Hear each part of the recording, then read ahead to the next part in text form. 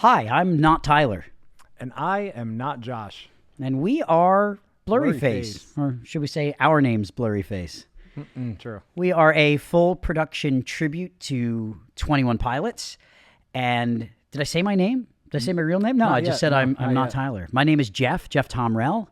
What's your name? I am Ryan Kelly. And so we decided when we're starting this journey, we're going to start a podcast to kind of follow along the process of building this tribute band kind of from inception until wherever it leads, and kind of include our 21 Pilots love as well as just the process of building this band and where it goes.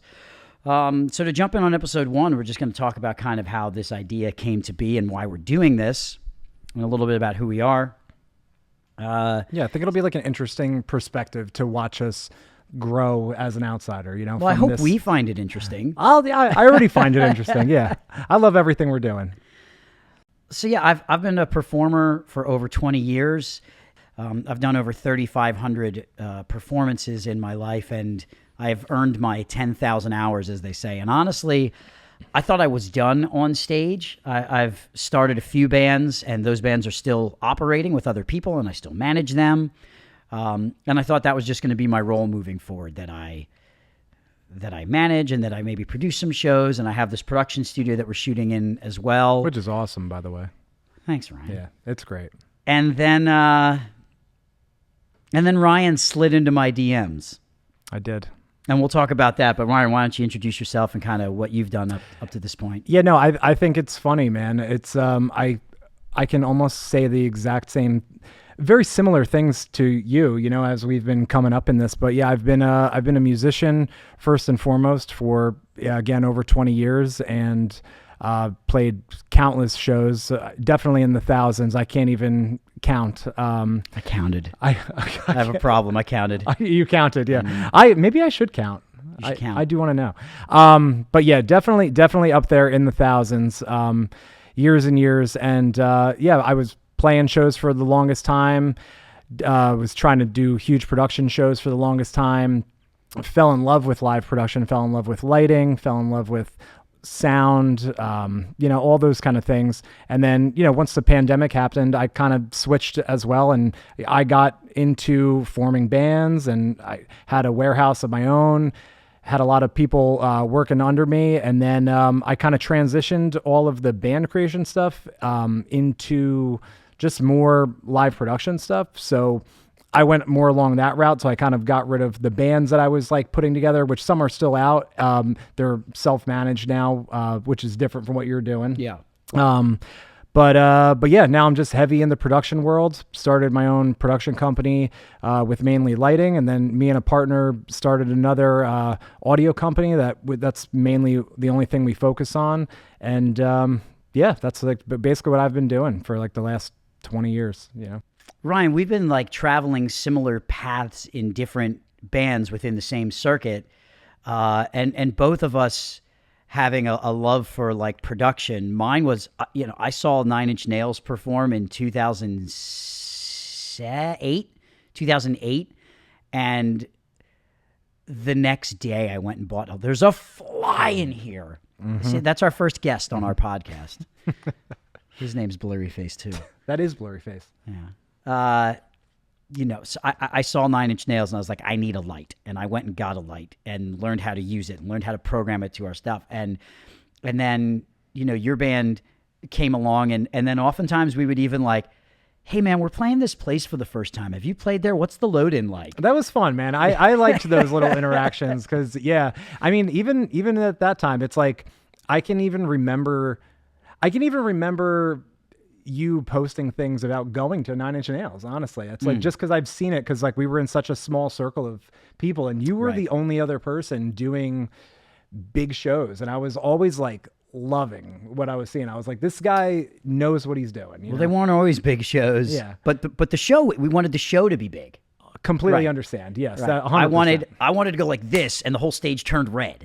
You know, and people felt that moment. So we, you know, Ryan and I have a lot of production experience. So anyway, fast forward, and maybe we'll get into that over the course of this podcast as well. But on this first episode here, and why we're doing 21 Pilots, I mean, I fell in love with this band 2013, I had a venue manager tell me my voice sounded like Tyler's voice. Which it does. And I was doing a lot of rapping, and he was like, "You should check out this band 21 Pilots. Your voice is very similar." And BLURRYFACE hadn't come out yet. Vessel was out, and I was like, "We need to start doing Holding On to You." Like, I love this song. It fits my voice. I can rap. It's got this emotional highs and lows.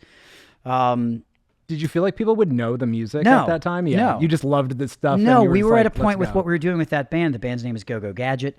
That if I felt so passionately about a song, I could put that in a spot in the set and get other people to feel passionately about it. Because I was like, this song's so cool. Like, I'm gonna play this. That totally resonates with me, man. I would take leaps like that all the time, and it was. I knew we couldn't do 7 of those in a row, but we could do one. Of course, yeah. I guess you did years later. We did years later.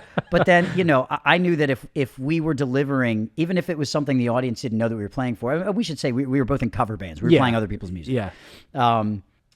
Anyway, I fell in love with this band. And then I went to see them on the Emotional Roadshow tour and fell in love with them more with the live show. And then album after album after album. And fast forward. Anyway, we get to... I'm not a performer anymore, and I take my youngest son, Carson, to go see More Than We Ever Imagined on IMAX, which was in February. We went to an IMAX theater. It was like 35 minutes away, and we get there, and there's a lot of people dressed up in 21 Pilots garb. And, I take a selfie of he and I in the seats and put it on our Instagram story. And then later that night, Ryan Kelly slides into my DMs, which we hadn't talked in a little bit. No, in quite a while. Yeah, it was a while. And I'm paraphrasing, but your message said something like, "Oh, we went to see this tonight too," had me wanting to start a 21 Pilots tribute. Yeah, that's the truth. Yeah, I had just seen it. I think it was like the day before. So I had just seen it and I was on a high. You did not see it the night before because I went on opening night. Was it? So it was the Wednesday. Same night? Yeah. It was Wednesday night it premiered. Then that's even better. Yeah. So then I must have just gotten back from the theater and or it was the next morning you might have sent it to me. I don't remember the exact time. I don't remember that exactly either, but it was right then, dude. So I was like, it was fresh in my mind watching, their performance and how they had everything together. And I was just like, again, I was inspired by that. And I was like, wow, this is like so cool. And I didn't think by messaging you that this would have came to what it is now, but I'm so happy that it is.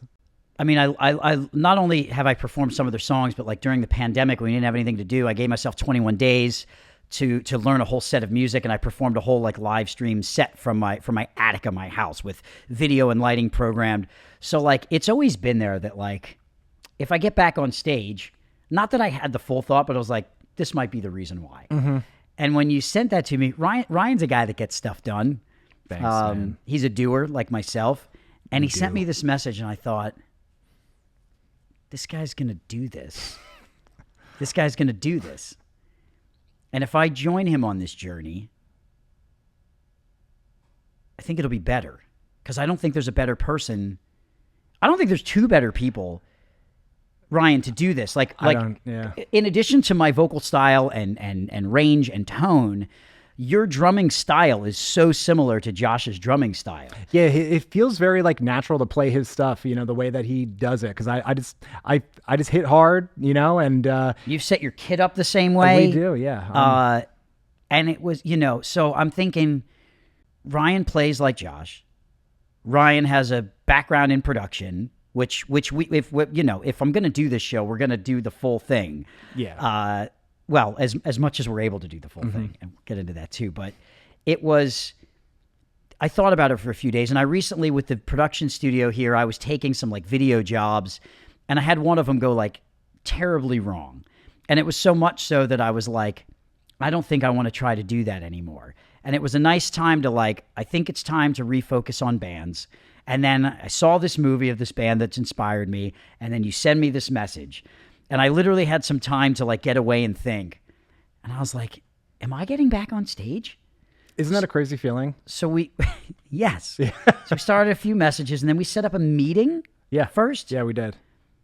And we had like a 3-hour meeting, and it was just like, this this absolutely feels right. Yeah, the thing that you had said, you said when we met that day, what you just mentioned now, it's like, I don't know if there are two more qualified people just by chance from between you and myself, just from all the things that we've done and our love for this band and the abilities that you have to play every instrument and be a fluent rapper. And, I just think it's such a good mix. And, I don't think I could think of two other people that would fit this mold just so perfectly. And like, it's for me, getting to play all the 21 Pilots material. I love it so much. And it's like, being in cover bands, sometimes you have to, play a lot of stuff you don't like, or, you're just not that like invested in. But yeah, with this, it definitely feels different. And that's what I've been enjoying about definitely this, the journey so far. I think another aspect of this, having this production studio and thinking like, how do we want to launch this tribute? Because I have another tribute band called Magical Mystery Doors that awesome. Has one. It's a hybrid tribute to the Beatles, Led Zeppelin, and the Doors. Actually, it's one band, two shows. We have Beatles, Zeppelin, Doors. And we have a show called Zeppelin Reimagined. It does all their stuff in different ways. The point being, it's an award-winning show. It won Best Casino Show after a residency we had in the country by USA Today, and so I know the roadmap of getting an idea to a successful show. And the idea also of it's just you and I. Yep. So like, I know it can move quickly. Mm-hmm. And it's two people that are both want to get stuff done. Yeah, hungry, fast. And as far as launching this, like we know in 2026 how important the promotional materials are, the photos, the video, the recordings, as well as then the content we're going to release around. I was like, we can do all of this right here. Do you remember when we did meet the first day, what we gave ourselves as a timeline to like get this video done? Yes. What did we give ourselves? So we met on March 10th. Yes. And we said, I need finished promotional materials shopping to agencies before June. Yeah. And we're here.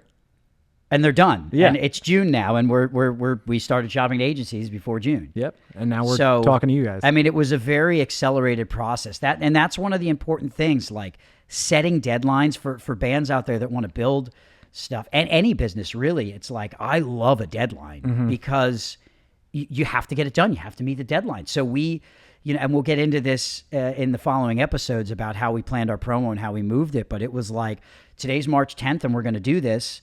All right, here's Ryan, the amount of text that we sent between that and our first rehearsal. Dude, I was looking through those I was looking for something specific, hundreds. And I was like this. I actually was like, oh, this would be funny to put in front of the camera. I had to hit the top of the thing that scrolls the thing. I do that like 17 times. To like, it didn't feel like that, but I just had that recollection too. And talking about, okay, well, now I need to get a piano. Where am I going to find a piano that we can gut and turn into like what Tyler has? And I need a glowing microphone. We need that doesn't exist. We have to find a tech that can make us a glowing microphone that works and functions, which we did. Yeah, and it's awesome. And we'll get into all that there. But today we just kind of wanted to talk about the initial concept and that. Say hello. And that I'm not, and also that.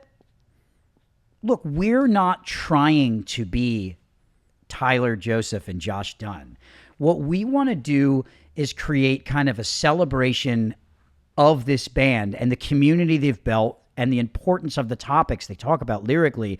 We want to create a safe environment for fans to come enjoy this music in a more intimate setting. So, I mean, 21 Pilots, they sold out Ohio Stadium. It's crazy. And they're playing arenas. Like we want to aim for where the band came from, these like kind of mid-level rock rooms, but deliver a full video screens, lighting, CO2. We're not yet sure if we're going to stand on the audience and put the drum set on the audience. We want to try. I don't know what our insurance will approve. We don't want anyone to get hurt. We hope enough people show up to want to hold us up and support us, but also. All these fans have such like they have all this attire too that they go to the 21 Pilots shows in. Like we want to give them a reason to dress up and come out and scream along. And 21 Pilots is only getting to certain markets once a year usually. So if we can go other times and kind of find others within this community to come and just celebrate this music, and we have to figure out the set list and what we're going to hit and how we're going to do it. I think it's so exciting, and I can't keep saying the word community enough with this fan base. It is like, and there's the casual fan up through the I know every part of the Dima storyline, like, and they're all, and we want to make sure that we're catering to like all of those people, and that it's just about kind of the communal love for this group and what they've done and what it means to everyone. So that's why we're wearing not Tyler, not Josh shirts. We're Jeff and Ryan. Yeah. We love this band. We love their music, and I think we're doing a pretty good job at creating it, and then more importantly, like, the experience when people come. Yeah. We'll watch old videos of 21 Pilots when they were coming up in these small venues, like the ones that you're talking about that I've seen. And well, not small for us. Not small. They're huge for us. Yeah. I'm all about it. Yes. But an intimate venue for them. And it's like, wow, I wish I could put myself in that audience and see this live. Right. And that's what I want to be able to They will occasionally do a pop-up show. Oh, I wish that's like in a venue that size. We've got and as we will do in this podcast, today we're starting with like how we met and what led to the idea. We're going to get into our first rehearsal. We're going to get into the promotion. We're going to get into shopping to agencies. We're going to get into building the show, the visual aspect, programming, the lighting, the videos, kind of the content that we feel is helpful in building this project moving forward. So this podcast is for fans of 21 Pilots, as well as musicians out there that want to know how to build a show from start to. I don't think there's ever a completion because it's just going to keep evolving. Yeah, I think we would have been done by now. But now we're mean? Just getting started. Just trying to finish a project. You know what I mean? Like, you're always trying to build stuff, Like when you like, it's, to me, it's like it's never finished, because we're always like building. Right. It's never finished. I read a quote years ago from an entrepreneur that was like, you feel like you're on a never-ending treadmill. Like you just there's another step to take, and there's another step to take, and that's, we're in our journey pretty close to the beginning here, but I don't know, man. I'm so excited. I'm excited to go on this journey with you. Yeah, me too. I'm excited what we're going to learn. I'm excited to see how it's received by people. I am excited to sing downstairs. Oh, there's so many songs in the catalog. There's but like the quiet, how that song starts and creeps in, and then just gets so big, but the tempo's kind of There's a man. I mean, Ryan, I don't think there's two better people made to do this show. Between the amount of performing we've done, we know how to connect with an audience. The instrumentation, I'm just so excited. I'm excited to be on this journey with you. Me too. How many times can I say excited?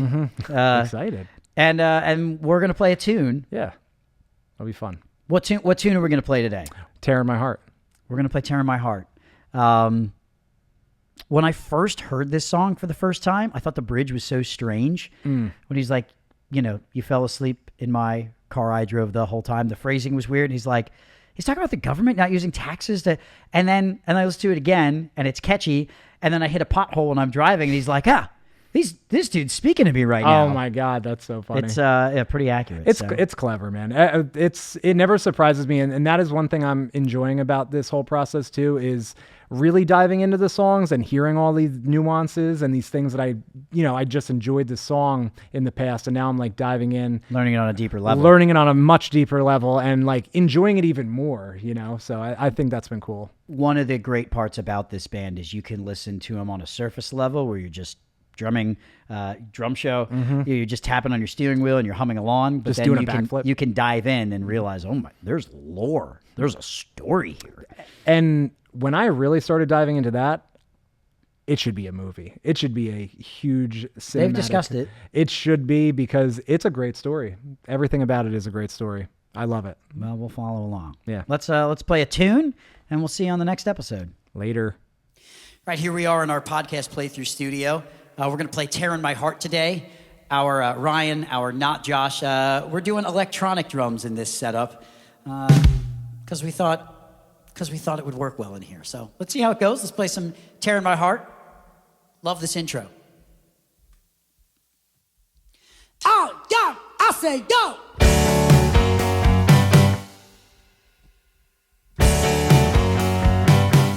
Sometimes you gotta bleed to know that you're alive and have a soul. But it takes someone to come around and show you how. She's the tear in my heart. I'm alive, she's the tear in my heart. I'm on fire, she's the tear in my heart. Take me higher than I've ever been. Songs on the radio are okay. My taste in music is your face.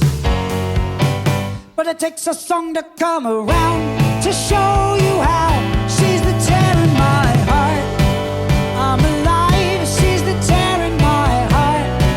I'm on fire, she's the tear in my heart. Take me higher than I've ever been. Than I've ever been. Than I've ever been. Oh, than I've ever been.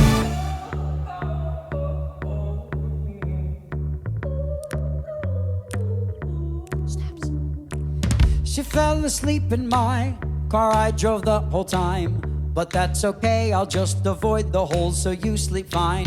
I'm driving, here I sit, cursing my government for not using my taxes to fill holes with more cement. You fell asleep in my car, I drove the whole time. But that's okay, I'll just avoid the holes so you sleep fine.